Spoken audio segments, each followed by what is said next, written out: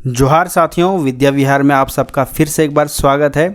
झारखंड कर्मचारी चयन आयोग यानी जेएसएससी की मुख्य परीक्षाओं की यदि बात की जाए तो जेएसएससी सीजीएल और जेएसएससी नगर पालिका की बातें सामने आती हैं। दोनों परीक्षाओं के पेपर 2 की यदि बात की जाए और ख़ास करके खोरठा का, तो सिलेबस दोनों का एक ही है। आप सभी खोरठा के सिलेबस से भली भांति परिचित होंगे। इनमें यदि साहित्यकारों की बात की जाए तो कुल 7 साहित्यकारों के बारे में पढ़ना है। आप सिलेबस यहाँ देख सकते हैं जो जेएसएससी द्वारा दिया गया है। तो ये 7 आप यहाँ पे साहित्यकारों के नाम यहाँ देख सकते होंगे। यहाँ पे देखिए साहित्यकारों के नाम हम लोग अगर अच्छे से ढंग से देखें तो यहाँ पे नंबरिंग मैंने कर दिया है। तो देखिए पहला जो साहित्यकार हैं उनका नाम दिया गया है भुवनेश्वर दत्त शर्मा व्याकुल, दूसरे श्रीनिवास पानुरी, उनके बाद ए.के. झा, विश्वनाथ दसौंधीराज, विश्वनाथ नागर, शिवनाथ प्रमाणिक, श्याम सुंदर महतो श्याम। तो ये जो 7 साहित्यकार हैं जो हमारे सिलेबस में मेंशन किए गए हैं, इनके बारे में कंप्लीट इन्फॉर्मेशन हमें मालूम होना चाहिए ताकि इनसे कहीं से भी क्वेश्चन पूछा जाए एग्जाम में तो हम लोग सही ऑप्शन सेलेक्ट करें। तो इन साहित्यकारों के बारे में, इनका व्यक्तित्व और इनका कृतित्व के बारे में इनका निबंध हम लोग को पढ़ना है। मतलब इनके पूरे जीवन शैली के बारे में पढ़ना है, इनके जीवन में इन्होंने क्या किया, इनसे रिलेटेड सारा कुछ हम लोग इन्फॉर्मेशन यहाँ कलेक्ट करेंगे। तो हम सभी साहित्यकारों के बारे में विस्तृत और यथासंभव संपूर्ण जानकारी की चर्चा करेंगे जिनके बारे में पूछे जाने की प्रबलता अधिक होगी। ठीक है, तो चलिए एक एक करके हम लोग डिस्कस करेंगे और प्रतिदिन हम लोग मतलब प्रति लेक्चर में हर एक लेखक के बारे में यानी एक साहित्यकार के बारे में पढ़ेंगे।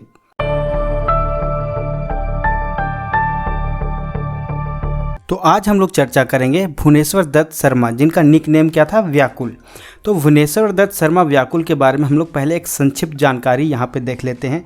उसके बाद हम लोग इनके बारे में एक विस्तृत जानकारी देखेंगे हर चीज़ के बारे में। तो यहाँ देखिए सबसे पहले भुवनेश्वर दत्त शर्मा व्याकुल जी की आपको तस्वीर यहाँ पे दिखाई दे रही है। ये इनकी तस्वीर है, ठीक है। ये गूगल से ली गई इमेज है तो उतना क्लियर नहीं मिल पाया, लेकिन हाँ इतना तो पता चल जा रहा है कि ये भुवनेश्वर दत्त शर्मा जी हैं और इनका निकनेम क्या है, व्याकुल। यहाँ पे दिख रहा होगा व्याकुल, ठीक है। तो अब चलिए पहले इनके बारे में कुछ बेसिक इन्फॉर्मेशन कर देख लेते हैं। इनका नाम है भुवनेश्वर दत्त शर्मा और इनका निकनेम क्या है, व्याकुल। इनका जो जन्म हुआ था वो 17 मार्च 1908 ईस्वी में हुआ था। इनकी जो मृत्यु हुई थी वो 17 सितंबर 1984 ईस्वी में हुई थी। इनके 2 उपनाम हैं, एक व्याकुल जी के नाम से फेमस है, दूसरा इनका नाम था राष्ट्र कवि। तो कभी सवाल ये पूछ देता है कि भुवनेश्वर दत्त शर्मा जी को राष्ट्र कवि के नाम से किन्होंने सब पहली बार संबोधित किया था या तो ये नाम किन्होंने दिया था। तो देखिए मैंने ब्रैकेट में मेंशन कर दिया है, यह नाम हजारीबाग के पूर्व सांसद और स्वतंत्रता सेनानी बाबू राम नारायण सिंह ने दिया। ठीक है, तो एक सवाल देखिए यहाँ पे जितना भी मैं पॉइंट यहाँ पे आपको दिख रहा है ना, यहाँ पे सारे पॉइंट से क्वेश्चन बनने के चांसेस हैं। ठीक है, क्वेश्चन बनेंगे भी और पूछे भी जाएंगे। आप बस अंत तक हमारे साथ बने रहिए ताकि आपको पता चल जाएगा कि इनके बारे में क्या हम लोग को डिस्कस करना है, क्या पढ़ना है। वैसे कंटेंट मैं बहुत जगह से इसको कलेक्ट करके यहाँ पे एक जगह लेकर आया हूँ ताकि आप लोग को इस चीज़ के बारे में मतलब ये ना रहे कि मैंने कुछ पढ़ा नहीं। आपको यहाँ कंटेंट इतना मिल जाएगा कि सारे क्वेश्चंस आपसे सॉल्व हो जाएंगे। ठीक है, तो अगर इनके पिता की बात करें तो उनके पिता का नाम है बलदेव प्रसाद उपाध्याय, उनकी माता का नाम है शांति देवी, इनकी पत्नी का नाम है सरस्वती सुशीला देवी। इनके जो आजा हैं यानी दादाजी, उनका नाम है पंडित अयोध्या प्रसाद उपाध्याय। इनका जो जन्म स्थान है वो है गिरिडीह जिला। ठीक है, गिरिडीह जिला में कहाँ पे, महथाडी, गिरिडीह जिला में। ठीक, यदि इनके निवास स्थल की बात की जाए तो विष्णुगढ़ हजारीबाग में। पहले जो गिरिडीह जिला था वो हजारीबाग में होता था, लेकिन बाद में गिरिडीह जिला अलग से एक जिला बन गया तो फिर ये अलग हो गया। लेकिन इनके अंतिम समय तक ये कहाँ पे रहे थे, विष्णुगढ़ हजारीबाग जिला में। ठीक है, इनकी अगर शिक्षा की बात की जाए तो इनकी शिक्षा थी BA diploma in office procedure. ठीक, और ये जो काम करते थे, इनका नौकरी कहाँ किए थे, ये बोकारो स्टील प्लांट में एज अ ऑपरेटर का ये काम किए थे कुछ दिन तक। तो ये था इनका कुछ बेसिक इन्फॉर्मेशन किनका, भुवनेश्वर दत्त शर्मा व्याकुल जी का। तो इनका 2 निकनेम है, आप यहाँ देख रहे होंगे दोनों के निकनेम क्या है, एक व्याकुल जी हैं और दूसरा है राष्ट्र कवि। तो व्याकुल जी के भी नाम से ये फेमस थे और राष्ट्र कवि के भी नाम से फेमस है। राष्ट्र कवि इनका नाम देने वाले बाबू राम नारायण सिंह थे। ठीक है, तो ये सब कुछ बेसिक जानकारी थी जो हम लोग डिस्कस कर लिए।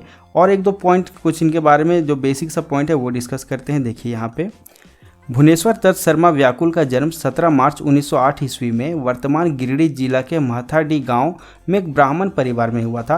उस समय गिरिडीह हजारीबाग जिला का एक भाग था, जैसा अभी हम लोग थोड़ी देर पहले डिस्कस किए थे। खोरठा जिला साहित्य के प्रारंभिक दौर में महान खोरठा कवि के रूप में भुवनेश्वर दत्त शर्मा व्याकुल जी को जाना जाता है। हालांकि शुरुआती दौर में वे उपनाम गिरिडीहवी के नाम से लिखा करते थे।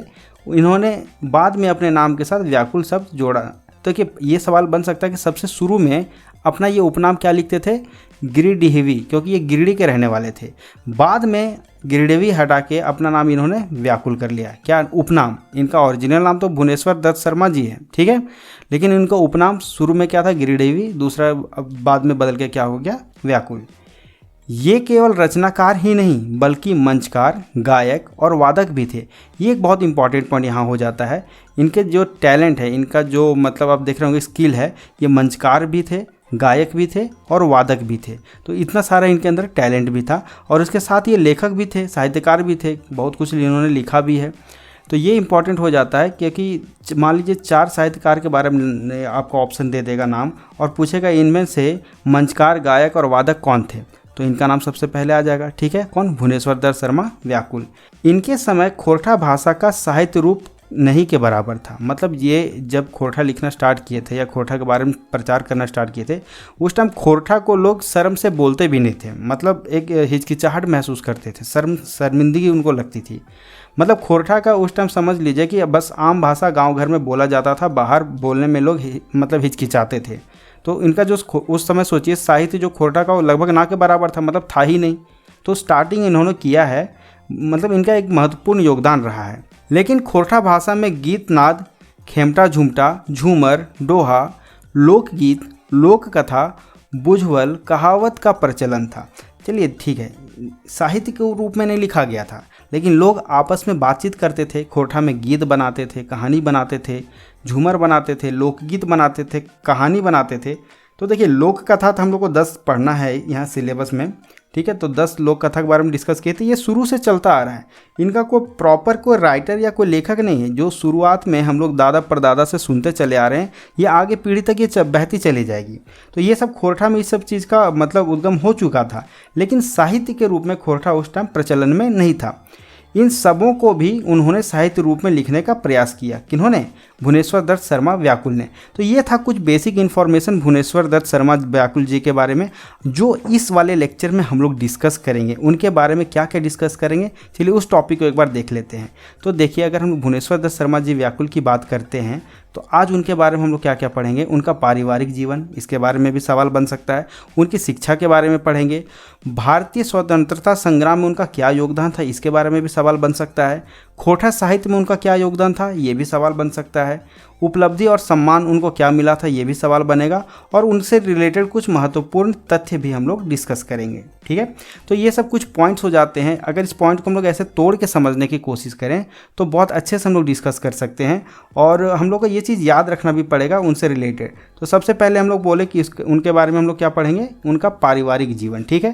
तो पारिवारिक जीवन में देखिए सबसे पहले यहाँ पे पॉइंट वाइज मैंने मेंशन किया है ताकि आपको याद रहे। मैं बार बार बोल रहा हूँ कि पॉइंट वाइज आप नोट बनाओगे या कुछ भी करोगे ना, तो वो क्या होगा ना कि आपको याद रखने के लिए बहुत आसान हो जाएगा।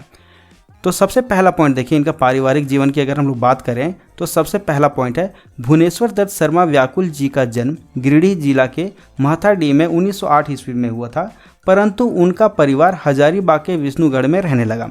अभी बेसिक जो हम लोग डिटेल वो टेबल के फॉर्म में लाए थे, डिस्कस किए थे कि इनका जन्म गिरिडीह में हुआ था, लेकिन इनका पूरा परिवार कहाँ रहता था, हजारीबाग के विष्णुगढ़ में, ठीक है। इनके पिता का नाम पंडित बलदेव प्रसाद उपाध्याय है। व्याकुल जी के जन्म के 6 महीने बाद ही उनके पिता की मृत्यु हो गई थी। इसके बाद उनका लालन पालन उनके आजा यानी उनके दादाजी पंडित अयोध्या प्रसाद उपाध्याय ने किया।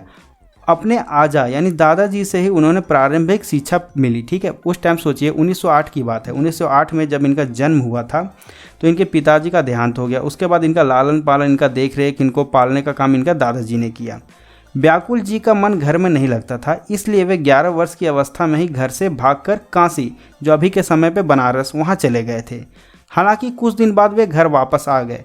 तो देखिए मतलब शुरुआत में इनको घर में मन नहीं लगा तो ये भाग के बनारस चले गए, फिर वापस ये घर भी आ गए। तो इनका थोड़ा सा ये बालपना था भुवनेश्वर दत्त शर्मा व्याकुल ने दूसरे जाति के सरस्वती देवी से विवाह किया था। देखिए इंटरकास्ट मैरिज इन्होंने किया था, तो इनको बहुत सारी चीज़ें सुनने को पड़ी थी और बहुत सारा प्रोटेस्ट भी हुआ था इनके घर से कि मतलब एक ब्राह्मण फैमिली का होके दूसरे जात की लड़की से शादी कर रहे हो, ठीक है। और एक बात और हम लोग आगे डिस्कस करेंगे, ये सरस्वती देवी उनकी जो वाइफ थी ये विधवा थी किन्हीं की, तो ये किसी विधवा से शादी करना मतलब उस समय सोचिए, जो उस समय तो और ज़्यादा था। अभी के लोग थोड़े मॉडर्न हो गए हैं तो खुल रहे हैं धीरे धीरे, लेकिन उस टाइम जात पात ये सब बहुत कुछ माना जाता था। उस टाइम वो मतलब अपने समाज से लड़के सरस्वती जी से उन्होंने विवाह किया था। 1925 में गांधी जी के संपर्क में आने के बाद आज़ादी की लड़ाई में कूद गए। गांधी जी के संगति पाकर वे हरिजन उत्थान में लग गए। तो देखिए ये चीज़ भी पूछा जाएगा कि आज़ादी के लड़ाई में किस खोरठा साहित्यकार ने गांधी जी के साथ काम किया, तो नाम हो जाएगा भुवनेश्वर दत्त शर्मा व्याकुल। तो ये पॉइंट भी आप मार्क कर लीजिएगा, ठीक है। सब हम लोग डिस्कस करेंगे हम लोग, लेकिन ये उनका फैमिली से रिलेटेड है, उनका जो मतलब बाल्यकाल था, बाल्यकाल से मतलब फैमिली में किसके साथ क्या रिलेशन रहा था, ये सब कुछ है। लेकिन ये चीज़ यहाँ पे चलिए मेंशन हो गया, कोई बात नहीं। कांग्रेसी कार्यकर्ता के रूप में कार्य करते हुए वे सरस्वती सुशीला देवी के संपर्क में आए। समय के साथ उनके साथ कार्य करते हुए व्याकुल जी प्रेम के बंधन में बंध गए। हालांकि सरस्वती देवी दूसरी जाति की एक विधवा महिला थी, फिर भी व्याकुल जी ने जाति पाति के बंधन को तोड़कर एक विधवा सरस्वती सुशीला देवी से विवाह किया, जिसके कारण उन्हें समाज में विरोध का भी सामना करना पड़ा। तो घर वाले ही सबसे पहले अगेंस्ट में हो जाते हैं, तो जो भी उन्होंने अपनी मतलब पत्नी के लिए सामना किया, समाज से लड़ा, एक उस टाइम के लिए एक मिसाल था कि ठीक है, एक ब्राह्मण फैमिली का इंसान मतलब एक विधवा औरत से शादी कर रहा है। तो बहुत तरह की बातें उन्होंने सुनी होगी, लेकिन उनको समाज की चिंता नहीं थी, वो इस जात पात पे विश्वास नहीं करते थे। अब अगला चीज़ जो इनके बारे में हमको डिस्कस करना है वो इनके है शिक्षा, ठीक है। देखिए पहला पॉइंट तो हम लोग डिस्कस कर लिए इनके बारे में कि उनका पारिवारिक जीवन क्या रहा था। अब हम लोग क्या डिस्कस करेंगे, उनके शिक्षा के बारे में। यदि इनकी शिक्षा की बात की जाए तो 11 वर्ष की उम्र में जब व्याकुल जी 5वीं कक्षा में थे तो वे घर छोड़ के बनारस भाग गए थे। फिर वहाँ उनका जब मन नहीं लगा तो वो वापस घर आ गए और घर में स्नातक की डिग्री प्राप्त की, मतलब यहीं से, ठीक है, जहाँ के वे रहने वाले थे वहाँ पे उन्होंने स्नातक की डिग्री प्राप्त की, यानी ग्रेजुएशन किया। उनका जो डिग्री था वे BA diploma in office procedure में उन्होंने परीक्षा उत्तीर्ण की, मतलब परीक्षा पास की, बीए उन्होंने किया। उसके बाद उन्होंने बोकारो इस्पात कारखाने यानी बोकारो स्टील प्लांट में एज ऑपरेटर का भी काम किया। तो ये था उनका एजुकेशन और उनका वर्किंग, ठीक है। तो उनका अगर पूछ दिया जाए कि उनका एजुकेशन क्या था तो हम लोग लिख देंगे, मतलब क्या सेलेक्ट करेंगे, BA diploma in office procedure, ठीक है।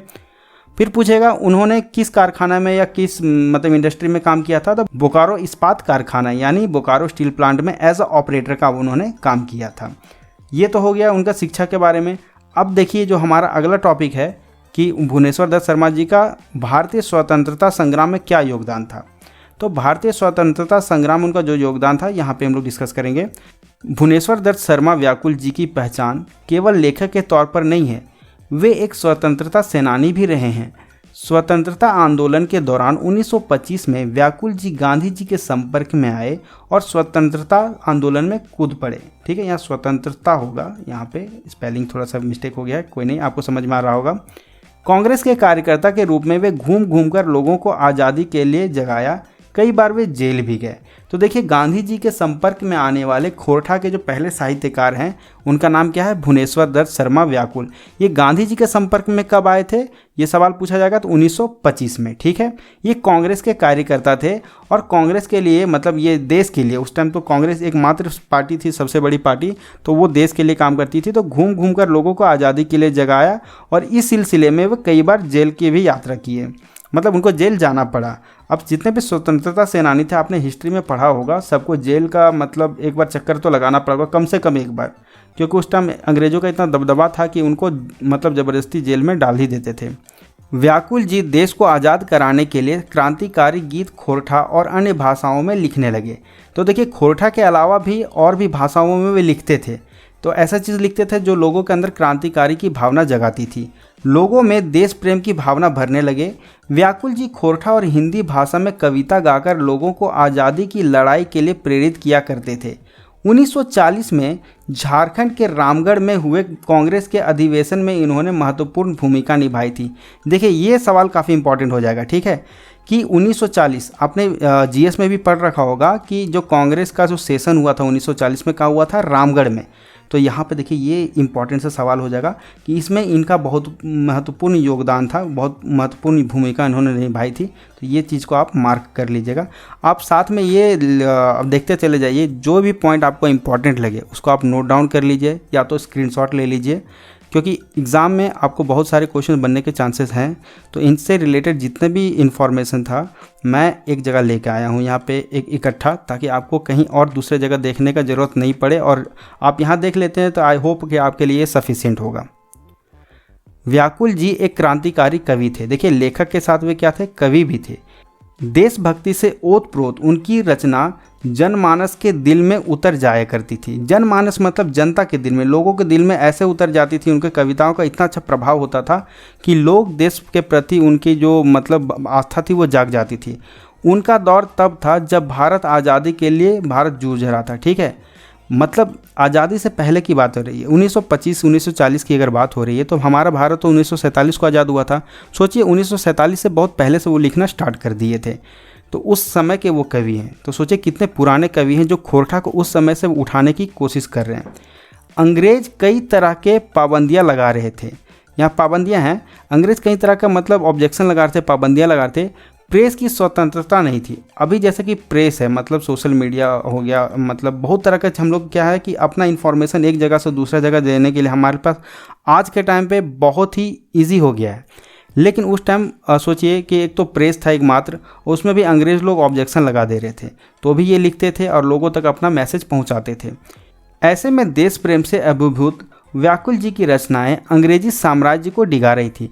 देखिए उनके लेखन में इतना मतलब तेज रहता था कि लोगों के दिल तक उतर जाता था, लोगों के अंदर देशभक्ति की भावनाएं जग जाती थी। तो इससे क्या होता था, अंग्रेजी साम्राज्य जो था, अंग्रेज़ों का साम्राज्य वो डगमगा जाता था। मतलब अंग्रेज़ों का उन पर कोई असर नहीं होता था, चाहे वो लाख इन पे जुल्म कर ले, लेकिन ये क्या होता था, अंग्रेज़ों के अगेंस्ट में देश प्रेम के लिए लिखा करते थे और लोगों तक इनका मैसेज बहुत अच्छे से पहुंचता था और उसका बहुत अच्छा असर भी होता था लोगों में। इस कारण अंग्रेजी शासन ने इनकी रचनाओं को जला दिया था। अब देखिए सबसे बड़ा मतलब दुर्भाग्य की बात बोले कि इनका जितना लेखन था, अंग्रेज़ों ने इनका लेखन को ही जला दिया था ताकि लोगों तक इनका मैसेज ना पहुंचे। और दूसरी बात, प्रेस की जो स्वतंत्रता थी, मतलब प्रेस को भी बंद करा दिया गया था, तो लोगों तक अपना मैसेज पहुंचाना इन लोग के लिए बहुत ही दिक्कत हो जाता था। देशभक्ति से ओतप्रोत एक पंक्ति यहाँ देख सकते हैं, मतलब एक देशभक्ति पंक्ति है। सवाल यहाँ पे ये बन सकता है कि ये वाला मान लीजिए पंक्ति दे देता है, जो यहाँ पंक्ति आपको 2 लाइन में दिख रहा है ना, और पूछ देगा कि ये पंक्ति किनके द्वारा लिखी गई है। तो सारे पंक्तियों को आप ध्यान से देखिएगा और एक बार पढ़ने की कोशिश कीजिएगा और किनके द्वारा लिखी गई है और किससे रिलेटेड है। जैसे ये देश प्रेम का हो गया, तो कभी मतलब भाईचारा का हो जाता है, तो कभी किसी चीज़ कोई भी टॉपिक पे वो लिखता है। तो जो इम्पोर्टेंट सा है वो हम लोग इसी वीडियो में डिस्कस करेंगे। तो यहाँ देखिए ये देश प्रेम के प्रति यहाँ पे उन्होंने जो लिखा है वो हम लोग डिस्कस करते हैं। तो ये आप देख रहे होंगे कि क्या लिखा हुआ है, नौजवान या तो गुलामी को मिटाकर दम ले, वरना अच्छा है कि बस सर को कटाकर दम ले। जो ये व्याकुल जी हैं, उस समय के जो नौजवान थे उनके बारे में बोल रहे हैं। नौजवान कि जवानों, या तो गुलामी को मिटाकर दम ले, यानी जो हमारा देश गुलाम है उस गुलामी को हटाकर दम लो, ठीक है। अगर गुलामी नहीं हटा सकते तो अपना सर को कटा दो, लेकिन किसी के सामने झुको मत। तो ये वाला लाइन देखिए, ये लाइन तो आपके लिए बन सकता है सवाल कि ये लाइन किनके द्वारा लिखी गई थी। तो आप इस चीज़ का ध्यान रखिएगा, ये व्याकुल जी के द्वारा लिखी गई थी। व्याकुल जी किनका निकनेम है, तो भुवनेश्वर दत्त शर्मा जी का। तो यहाँ पे आप ध्यान रखिएगा, ये सवाल यहाँ से बन सकता है, इसलिए मैंने इस लाइन को थोड़ा सा हाईलाइट कर दिया है, डार्क कर दिया है, ठीक है। तो हम लोग इनका जो ये था टॉपिक कि भारतीय स्वतंत्रता संग्राम में इनका क्या योगदान था। अगला टॉपिक जो है खोरठा साहित्य में इनका योगदान। तो खोरठा साहित्य में इनका जो योगदान था, चलिए उनको डिस्कस कर लेते हैं।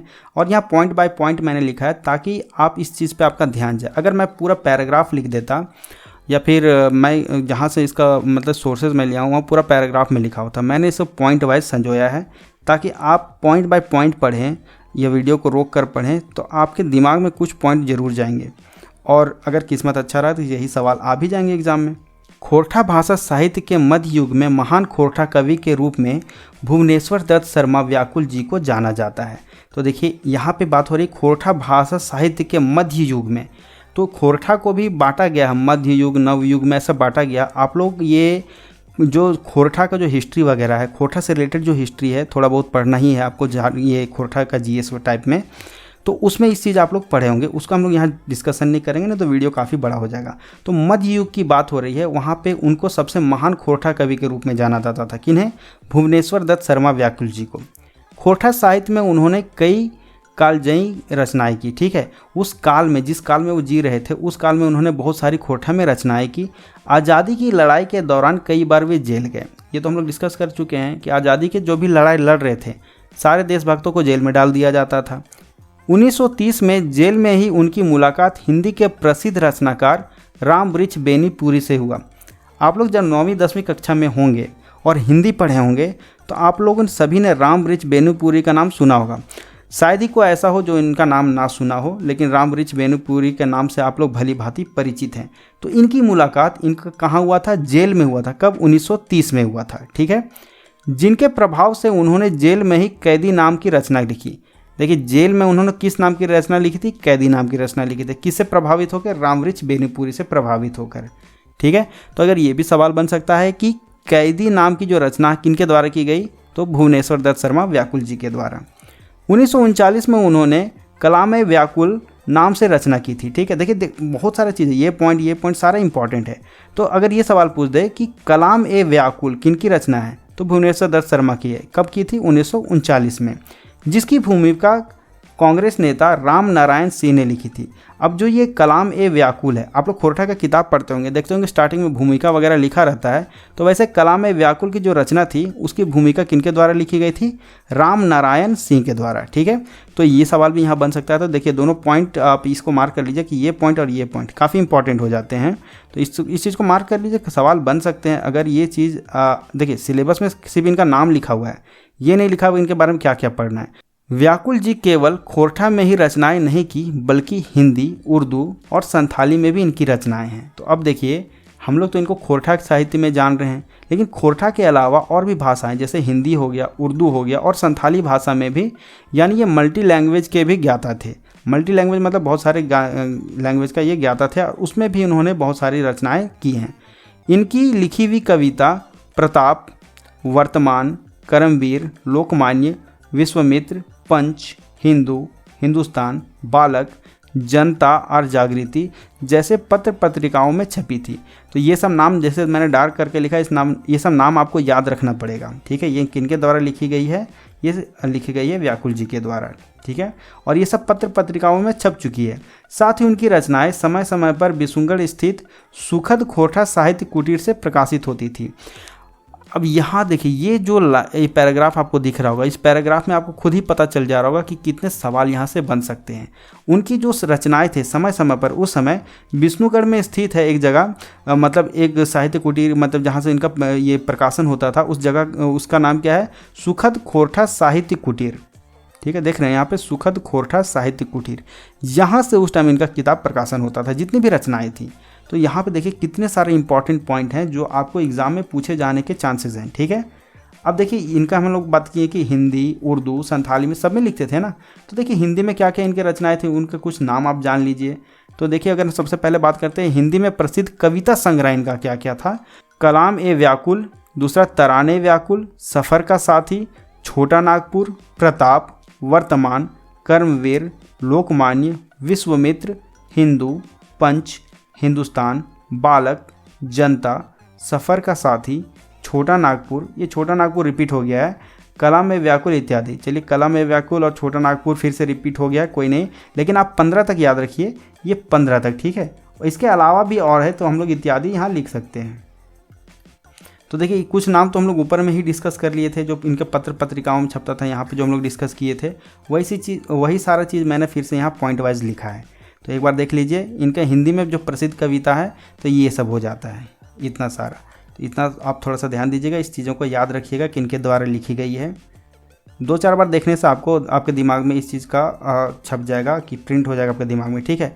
वो तो हिंदी में था। अब खोरठा में अगर इनकी रचनाओं की बात करें तो खोरठा में देखिए सबसे ज़्यादा पूछे जाने के चांसेस रहेगा खोरठा से। तो खोरठा में इनका जो रचना थी किसानों का अंतर्नाद, जो 1943-44 में लिखा था, मादल 1950-51 में लिखा था, मादल ध्वनि मधुर ताल 76-77 में लिखा था। और सबसे खास बात कि ये सभी गीत संग्रह हैं, खोरठा गीत संग्रह हैं, ठीक है। तो ये किनके द्वारा लिखी गई है? ये भुवनेश्वर दत्त शर्मा व्याकुल के द्वारा लिखी गई है। तो ये हिंदी और खोरठा के बारे में हम लोग डिस्कस कर लिए। अब रहा उर्दू। उर्दू में इनका दो ही हमको नाम पता चला जो यहाँ मैंने मेंशन कर रखा है, एक हुस्न इश्क और दूसरा फलक से। तो वर्ड से ही आपको पता चल जाएगा, हुस्न इश्क उर्दू वर्ड दिख रहा है, फलक से ये भी उर्दू वर्ड दिख रहा है। तो ये सब उर्दू में इनकी 2 रचनाएं मिली थी जो मैंने यहाँ मेंशन कर दिया है, ठीक है। अब कुछ इंपॉर्टेंट पॉइंट इनसे रिलेटेड। भुवनेश्वर दत्त व्याकुल जी की जीवनी, यह आधुनिक काल के खोरठा के पहले कवि माने जाते हैं। तो यहाँ से भी सवाल बन सकता है कि आधुनिक काल खोरठा के पहले कवि कौन है? तो भुवनेश्वर दत्त शर्मा व्याकुल जी, ठीक है। इन्होंने खोरठा लेखन तब शुरू किया जब खोरठा साहित्य था भी नहीं। सोचिए, बहुत पहले की बात है। खोरठा केवल लोकगीतों, झूमर गीत, आम बोलचाल की भाषा में ही प्रयोग होता था। खोरठा में इनकी रचनाएं प्रेम, प्रेम में अलगाव, माँ का प्रेम और सामाजिक बदलाव पर भी लिखी गई है। तो देखिए, बहुत सारा टॉपिक इन्होंने लिखा है, प्रेम पे, प्रेम में अलगाव पे, माँ का प्रेम, सामाजिक बदलाव, देशभक्ति, बहुत सारी चीज़ों पे इन्होंने अपने रचनाएं लिखी हैं। इनकी रचनाएं बिशुनगढ़ स्थित सुखद खोरठा साहित्य कुटीर से प्रकाशित होती थी। तो अभी हम लोग ऊपर डिस्कस किए थे कि बिशुनगढ़ में, यहाँ पे क्या है, बिशुनगढ़ में सुखद खोरठा साहित्य कुटीर, यहाँ से उनकी रचनाएं प्रकाशित होती थी। ये कहाँ पे स्थित है? बिशुनगढ़ में। तो ये सब पॉइंट हो जाता है इंपॉर्टेंट, जहाँ से हम लोग डिस्कस करेंगे। खोरठा भाषा में विविध विषयों पर उनकी कुछ कविता। तो खोरठा भाषा में वो बहुत सारे टॉपिक पे कविता लिखे थे। तो अभी हम लोग 2-2 लाइन, 2-2, 4-4 पंक्ति सबका देख लेंगे। खोरठा भाषा में लिखी गई व्याकुल जी की रचनाएं समाज में जागरूकता लाती हैं। इनकी रचनाओं में यहाँ के मिट्टी और मनुष्य के प्रति प्रेम, दर्द, बच्चे को दुलार का बखान और सामाजिक बदलाव जैसे चीज़ों पर मिलती है। इनके गीत और कविता शिक्षा, सामाजिक कुरीति, समाज में जोश भरने वाला है, ठीक है। इनकी रचनाएं देशभक्ति से ओतप्रोत थी। ऐसा माना जाता है कि उनकी रचनाओं को अंग्रेज अधिकारियों द्वारा जला दिया गया था। हम लोग ऊपर ये सब डिस्कस कर चुके हैं, ठीक है। कुछ कुछ बस नाम आपको दिख रहा होगा यहाँ पे नया। फिर भी व्याकुल जी की रचनाएं विविध विधाओं से मिलती है, ठीक है। इनके विविध विधाओं मतलब बहुत हर तरह के चीज़ में देखिएगा, कविता हो गया ना, फिर साहित्य हो गया, ये सब चीज़ में आपको इनको हर तरह की चीज़ में मिलेगा। तो देखिए, कुछ कुछ आपको यहाँ दिख रहा होगा टॉपिक वाइज कि वियोग गीत है। फिर क्या है, झारखंड की सुंदर प्रकृति पर इन्होंने चित्रण किया है। किसान की व्यथा पर एक पंक्ति लिखी है। हिंदू मुस्लिम एकता पर भी इन्होंने लिखी है, ठीक है। तो अलग अलग चीज़ आपको देखने को मिल रहा है ना। बच्चे को दुलारता कवि की कुछ पंक्ति, ठीक है। ये सब पढ़ना है हम लोग को। जब जेपीएससी का जब सिलेबस पढ़ोगे खोरठा का, तो उसमें ये सब चीज़ तो डिस्कस करना ही है। तो सबसे पहले हम लोग वियोग गीत के बारे में करते थे। जकरा लागी हम घर दर त्यागलूँ, धरलूँ जोगनिया के भेष, जेकरा लागी मोर हाड़ माँ सूखी गेल, से हीरे विदेशा चली गेल, हाय रे विधि बड़ा दुख भेल। तो देखिए, यहाँ पे वियोग मतलब बिछड़ने की बात हो रही है। आप इस लाइन को जब पढ़ोगे तो आपको पता चल जाएगा कि यहाँ बिछड़ने का, अलगाव की बात हो रही है, इसलिए इसको वियोग गीत कहते हैं।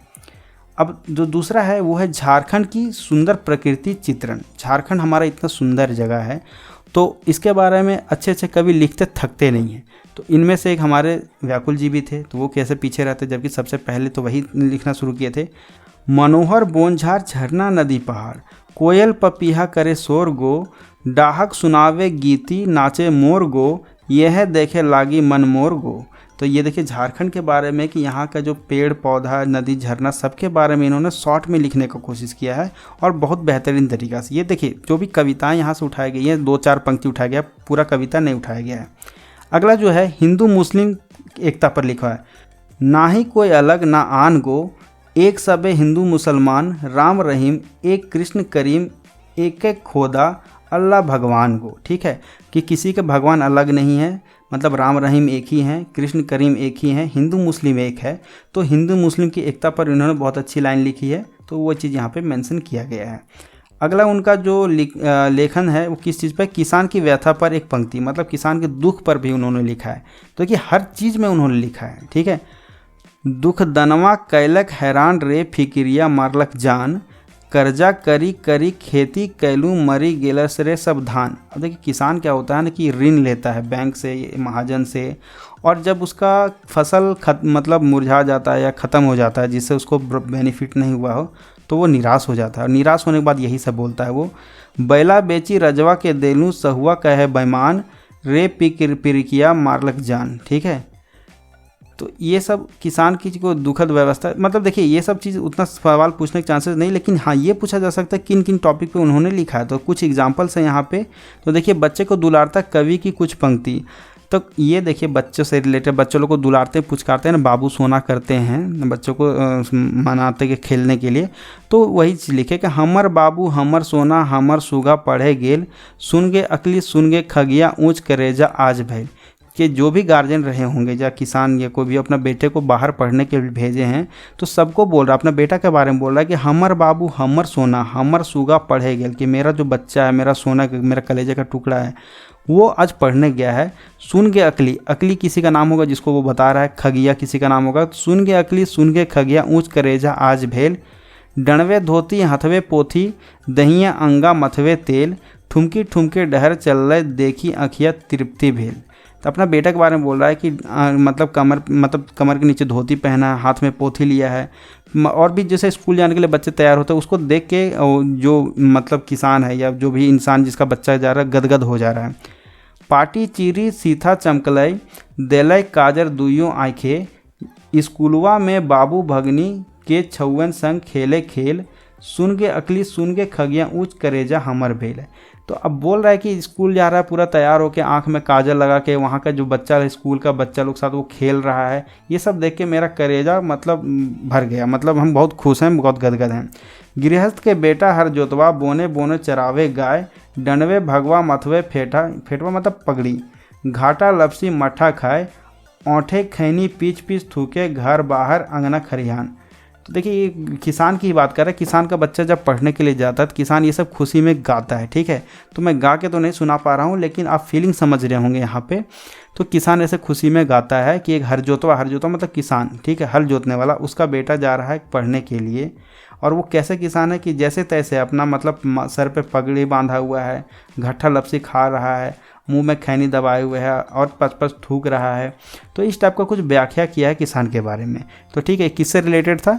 बच्चे को दुलारता कवि की कुछ पंक्ति। तो कुछ एग्जाम्पल था यहाँ पे, तो वो हम लोग डिस्कस कर लिए। अगला आते हैं कि जो हमारे भुवनेश्वर दत्त शर्मा व्याकुल जी हैं, उनसे उनकी क्या उपलब्धि रही, ठीक है, उनको किस चीज़ में सम्मान मिला। तो देखिए सबसे पहले 2 लाइन तो आप जान लीजिए कि भुवनेश्वर दत्त शर्मा व्याकुल जी को अपने जीवन काल में कोई भी सम्मान नहीं मिला, ठीक है। जब तक वो जीवित थे तब तक उनको अपने जीवन काल में कोई भी सम्मान या कोई भी तरह का मतलब होता है ना रिस्पेक्ट, उस मतलब रिस्पेक्ट किया, जैसे कि किसी को सम्मानित किया जाता है तो कोई चीज़ प्राइज वगैरह देकर, वैसा कुछ नहीं किया गया, ठीक है। इन्हें इनकी मृत्यु के बाद सन 1989 में खोरठा साहित्य संस्कृति परिषद बोकारो द्वारा श्रीनिवास पानूरी स्मृति सम्मान दिया गया। तो एक देखिए नाम आ रहा है श्रीनिवास पानूरी जी का। इनका तो बहुत सारा उपनाम है, ठीक है। बहुत सारे जो कवि थे, लेखक थे, अपने अपने भाषा में इनको उपनाम दिए, क्योंकि ये मतलब दिग्गज थे। एक दिग्गज खोरठा के लेखक बोल सकते हैं इनको, जो खोरठा भाषा को आगे तक पहुंचाने में इनका बहुत बड़ा योगदान रहा। किनका? श्रीनिवास पानूरी जी का। तो उनके मरने के बाद उनके नाम से एक स्मृति सम्मान दिया जाता है। मतलब खोरठा जगत में अगर को आप बहुत अच्छा काम कर रहे हैं तो आपको क्या मिल सकता है? श्रीनिवास पानूरी स्मृति सम्मान। तो ये किनको मिला था? भुवनेश्वर दत्त शर्मा व्याकुल जी को। कब? इनके मृत्यु के बाद मिला था। जब तक ये जीवित थे भुवनेश्वर दत्त शर्मा व्याकुल, तब तक इनको कोई सम्मान नहीं मिला था, पूरे जीवन काल में नहीं मिला था। तो ये 2 पॉइंट आप याद रखिए, उसके बाद ये नीचे के सारे पॉइंट्स याद रखना आसान हो जाएगा। भुवनेश्वर दत्त शर्मा व्याकुल जी ने खोरठा भाषा में रचनाएं तब की जब खोरठा बोलना और लिखना लाज या अपमान समझा जाता था। हम बोले ना कि लोग खोरठा बोलने में बाहरी मतलब किसी और के सामने हेजिटेट करते थे, शर्माते थे कि अरे क्या बोल देंगे, मजाक उड़ा देगा, ऐसा कुछ नहीं था, ठीक है। तो वो ऐसा कुछ नहीं था, मतलब भुवनेश्वर दत्त शर्मा जी के मन में वो उस टाइम लिखना चालू किए थे जब लोग खोरठा को बोलना मतलब एक समझते थे कि मेरा बेइज्जती हो जाएगा, हमको लोग तुच्छ से नीच समझेंगे, मतलब लाज समझा जाता था, लजाते थे। तब उन्होंने खोरठा भाषा में लिखना शुरू किया, इसलिए उन्हें खोरठा के शुरुआती रचनाकार साहित्यकार के रूप में भी जाना जाता है। तो खोरठा के बारे में सबसे खोरठा में साहित्य वगैरह लिखना सबसे पहले किन्होंने स्टार्ट किया था? व्याकुल जी ने। इसलिए उनको खोरठा का जो शुरुआती मतलब स्टार्ट करने वाला साहित्यकार के रूप में जाना जाता है। हजारीबाग के पहले सांसद स्वतंत्रता सेनानी राम नारायण सिंह ने व्याकुल जी को राष्ट्रीय कवि कहा करते थे। तो ये हम लोग पहले ऊपर में डिस्कस कर लिए थे। ये सब जितना भी पॉइंट हम लोग यहाँ नीचे लिखा हुआ है, तो एक इसका एक सार मतलब समझ लीजिए सारांश के फॉर्म में ऊपर डिस्कस किए थे, लेकिन क्वालिटेटिव वे में आपको जानना पड़ेगा, मतलब पूरे तरीके से जानना पड़ेगा, तभी आप सारे सवालों का जवाब दे सकते हैं। ये इंपॉर्टेंट हो जाएगा कि उनको राष्ट्र कवि किन्होंने बोला था। तो जो हजारीबाग के जो पहले सांसद थे उनका नाम था राम नारायण सिंह, उन्होंने कहा था। रामगढ़ में 1940 में हुए कांग्रेस के अधिवेशन को सफल बनाने में व्याकुल जी का बड़ा योगदान रहा। तो रामगढ़ में 1940 में कांग्रेस का अधिवेशन हुआ था, आपने ये हिस्ट्री में पढ़ा होगा, इंडियन हिस्ट्री में। तो उसमें ये जो व्याकुल जी थे इनका बहुत बड़ा योगदान रहा था। 1989 में खोरठा साहित्य संस्कृति परिषद बोकारो द्वारा उन्हें श्रीनिवास पानुरती स्मृति सम्मान 1989 प्रदान किया गया। अभी जो हम लोग ऊपर वाला डिस्कस किए थे सेकंड पॉइंट में, ठीक है। तो 1989 में इनको दिया गया था, इनके मरणोपरांत, इनके मरने के बाद। तो ये जो उपलब्धि या कुछ सम्मान उनको दिया गया था, ये देखिए ये सब है, आप यहाँ पे देख सकते होंगे या स्क्रीनशॉट ले सकते होंगे इनका उपलब्धि एक साथ में। आगे कुछ और पॉइंट है, उसको भी डिस्कस कर लेते हैं। व्याकुल जी की जीवनी परितोष कुमार प्रजापति ने खोरठा भाषा में लिखी है, जो 9वीं कक्षा के खोरठा पाठ्य पुस्तक में शामिल की गई है। क्योंकि इतना सारा जानकारी एक जगह से हम नहीं ला सकते थे, हम भी बहुत जगह से इसको एक जगह इकट्ठा किए, लेकिन बहुत जगह मिल भी जाता है आसानी से। तो उसको सजा के ऐसे पॉइंट वाइज लिखना, इसमें थोड़ा मेहनत लग जाना, टाइप करना बहुत दिक्कत हो जाता था, समय लग गया था। लेकिन हाँ, 9वीं कक्षा में देखिए अब क्या है कि झारखंड सरकार 9वीं 10वीं में जो क्लासेस हैं उनमें खोरठा भी चलाती है, ठीक है। आपकी अगर इच्छा हो तो आप खोरठा वहाँ पे एक विषय के रूप में चयनित कर सकते हैं और उसको पढ़ सकते हैं। तो सबसे पहला पॉइंट देखिए, व्याकुल जी की जीवनी परितोष कुमार प्रजापति, ठीक है, खोरठा भाषा में लिखी है, जो 9वीं कक्षा के खोरठा पाठ्यपुस्तक में शामिल की गई है। उनके साहित्य परिचय को खोरठा भाषा में प्रसिद्ध डॉक्टर बी.एन. ओहदार, अब बी.एन. ओहदार सब आप जानते होंगे, बी.एन. ओहदार कौन है, ठीक है। तो बी.एन. ओहदार ने खोरठा भाषा में इनके प्रसिद्ध लेखक के बारे में खोरठा भाषा एवं साहित्य उद्भव एवं विकास में की है, इनकी चर्चा की है, ठीक है।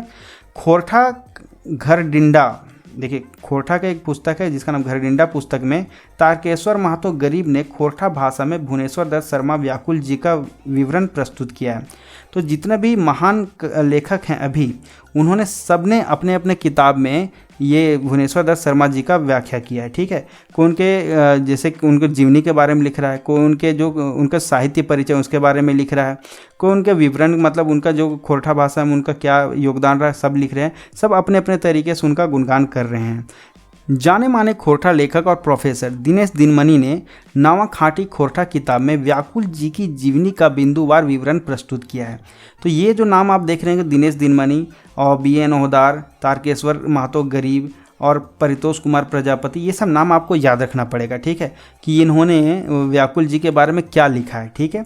तो आप देखिए यहाँ पर सारा पॉइंट, यहाँ पॉइंट वाइज लिखा हुआ है सारे लेखक के बारे में कि उन्होंने व्याकुल जी के बारे में क्या क्या लिखा हुआ है। दिनेश दिनमणि जी के द्वारा किताब आया है नावा खाटी खोरठा, तो ये भी पूछ सकता है कि नावा खाटी खोरठा किनके द्वारा लिखा गया है, तो दिनेश दिनमणि जी के द्वारा, ठीक है। घर डिंडा किनके द्वारा लिखा गया है, तारकेश्वर महतो, इनका उपनाम क्या है, गरीब। तो ये सब थोड़ा सा ध्यान रखिएगा क्योंकि ये सब सवाल यहाँ बन सकता है, क्योंकि सारे के सारे रिलेटेड है भुवनेश्वर दत्त शर्मा व्याकुल जी से। तो क्वेश्चन यहाँ बनने की संभावनाएं बन जाती हैं। आगे और देखिए, अभी ख़त्म नहीं हुआ है, अभी हम लोग को कुछ और डिस्कस करना है। गजाधर महतो प्रभाकर, आप सब जानते होंगे, इनका किताब तो आप लोग सबने पढ़ा होगा। गजाधर महतो प्रभाकर ने भी अपनी कई पुस्तकों में व्याकुल जी की संक्षिप्त जीवनी लिखी है। व्याकुल जी की जीवनी लिखने वाले गजाधर महतो प्रभाकर हैं। प्रभाकर उनका उपनाम है, ठीक है, इनका असली नाम क्या है, गजाधर महतो। डॉक्टर आनंद किशोरी डांगी ने भी खोरठा कवियों की काव्यगत परिचय में व्याकुल जी का संक्षिप्त विवरण लिखा है। खोरठा विकास काल यानी वर्तमान समय के उभरते हुए खोरठा लेखक महेंद्र प्रसाद दांगी ने भी भुवनेश्वर दत्त शर्मा व्याकुल जी की विस्तृत जीवनी हिंदी भाषा में लिखा है। तो देखिए बहुत लोग खोरठा में लिखे हैं, अभी हम लोग हिंदी में पढ़ने वाले मतलब हिंदी भाषा में लिखने वाले कौन हो जाते हैं, महेंद्र प्रसाद दांगी, ठीक है। इन्होंने व्याकुल जी की जो जीवनी है, विस्तृत जीवनी किस भाषा में लिखी है, हिंदी भाषा में लिखी है। अभी वर्तमान समय के ये उभरते हुए जो खोरठा के लेखक हैं उनको किस नाम से जानते हैं हम लोग, महेंद्र प्रसाद के नाम से जानते हैं। आप हजारीबाग के जो विनोबा भावे विश्वविद्यालय है, विनोबा भावे यूनिवर्सिटी है, उसका वेबसाइट पे भी जाइएगा ना, तो वहाँ पे भी व्याकुल जी के बारे में कुछ ना कुछ आपको जानकारी, संक्षिप्त जानकारी का वहाँ पे भी वर्णन किया गया, तो वहाँ से भी आपको कुछ इन्फॉर्मेशन मिल जाएगा। तो ये हो गया था व्याकुल जी के बारे में कुछ इंपॉर्टेंट डिस्कशन। तो अब कुछ मेन पॉइंट इनके बारे में डिस्कस कर लेते हैं, ठीक है, महत्वपूर्ण तथ्य जो व्याकुल जी से रिलेटेड है। तो पहला तथ्य देखो, जितना हम लोग डिस्कस किए थे उसको एक सारांश के फॉर्म में यहाँ पे फिर से लिखा गया है। भुवनेश्वर दत्त शर्मा व्याकुल जी का जन्म 17 मार्च 1908 को महथाडी गिरिडीह में हुआ था। ये पॉइंट इसलिए ताकि आपका रिवीजन हो जाए। व्याकुल जी विष्णुगढ़ हजारीबाग में बस गए। भुवनेश्वर दत्त शर्मा व्याकुल जी की मृत्यु 17 सितंबर 1984 में हुई थी।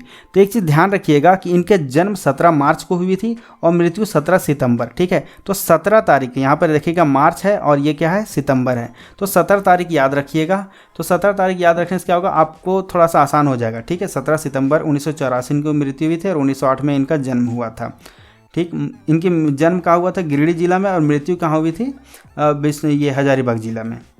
जन्म के 6 महीने बाद ही उनके पिता का नाम क्या है, पंडित बलदेव प्रसाद उपाध्याय, उनकी मृत्यु हो गई थी। पिताजी की मृत्यु के बाद उनका लालन पालन उनके दादाजी जो थे पंडित अयोध्या प्रसाद उपाध्याय ने किया था। 11 वर्ष की उम्र में भागकर वे काशी चले गए थे। 1925 में व्याकुल जी गांधी जी के संपर्क में आए। इसके बाद वे स्वतंत्रता संग्राम में कूद पड़े। उनको जेल भी जाना पड़ा था, हम लोग ऊपर डिस्कस किए थे ना ये सब इनके बारे में। तो बहुत सारा ये इन्होंने काम किया है। व्याकुल जी 1930 में हजारीबाग जेल में हिंदी के प्रसिद्ध रचनाकार रामवृक्ष बेनीपुरी से मिले, जहां उन्होंने कैदी नाम की रचना की। ये भी हम लोग ऊपर डिस्कस कर लिए थे। लेकिन ये देखिए जितना पॉइंट आपको यहाँ पे दिख रहा होगा ना, ये सारा क्या है कि ऊपर का लिखा हुआ चीज़ का एक संक्षिप्त विवरण है, ठीक है, पॉइंट वाइज, ताकि अगर आप ऊपर पढ़े हो तो आपको ये क्विक रिवीजन में काम आ जाए। झारखंड के हजारीबाग से कांग्रेस के सांसद राम नारायण सिंह ने इन्हें राष्ट्रकवि कहा था। ये भी पॉइंट हम लोग डिस्कस कर चुके हैं। व्याकुल जी मध्यकाल यानी 1900 लेके 1950 के लेखक माने जाते हैं, क्योंकि सोचिए सबसे पुराने तो यही है ना। अगर पानूरी जी की बात की जाए, श्रीनिवास पानूरी जी का जन्म 1920 में हुआ था और इनका जन्म 1908 में हुआ था। किनका, व्याकुल जी का। तो पुराने तो व्याकुल जी ही हो गए, तो इन्होंने लिखना शुरू किया था, तो पहला लेखक तो इन्हीं को हम लोग मानेंगे। व्याकुल जी मध्यकाल खोरठा भाषा में, मतलब खोरठा में क्या बोला जाता है, 1900 से लेकर 1950 के लेखक माने जाते हैं। हालांकि इसमें खोरठा विद्वानों में मतभेद है। अभी कुछ कन्फर्मेशन हुआ नहीं, खोरठा विद्वान को अपना अपना मान्यता रख रहे हैं, लेकिन कोई ऐसा है कि प्रॉपर एक निष्कर्ष पे पहुंचा नहीं है सब कोई, ठीक है। सब अपना अपना मत दे रहे हैं। अधिकतर विद्वानों ने व्याकुल जी को मध्यकाल के खोरठा कवि के रूप में वर्णन किया है, जबकि गजाधर महतो प्रभाकर ने व्याकुल जी को आधुनिक काल के शुरुआती कवि के रूप में वर्णित किया है। तो यहाँ पे देखिए जो लेखक लोग के बीच में मतभेद है इस चीज़ को लेके, ठीक है। अपना अपना मत जो रख रहे हैं, तो कौन किसके बारे में क्या बोल रहा है। गजाधर महतो प्रभाकर जी जो हैं वो आधुनिक काल के बोल रहे हैं, और बाकी जो मैक्सिमम लेखक हैं वो मध्यकाल के उनको लेखक बोल रहे हैं, ठीक है। भुवनेश्वर दत्त शर्मा व्याकुल जी को 1989 में श्रीनिवास पानूरी स्मृति साहित्य सम्मान से सम्मानित किया गया था। 1940 के रामगढ़ में हुए कांग्रेस अधिवेशन में व्याकुल जी की भूमिका महत्वपूर्ण थी। तो ये रहा हमारा भुवनेश्वर दत्त शर्मा जी व्याकुल जी का संक्षिप्त विवरण, उनसे रिलेटेड सारे इन्फॉर्मेशन, उनकी जो रचनाएं थी विभिन्न भाषाओं में, उनकी उपलब्धि थी, उनकी शिक्षा थी, उनकी कविताएं अलग अलग चीज़ में क्या थी, उनका पारिवारिक जीवन क्या था, उनके परिवार में कितने लोग थे, उनकी शिक्षा क्या थी, उनके बाकी जो बेसिक इन्फॉर्मेशन था हम लोग सब यहाँ पे डिस्कस कर लिए हैं। तो ये था हमारा आज का लेक्चर भुवनेश्वर दत्त शर्मा व्याकुल जी के बारे में। तो मिलते हैं अगले लेक्चर में अगले साहित्यकार के साथ। तब तक के लिए जय हिंद, जय भारत, जोहार झारखंड।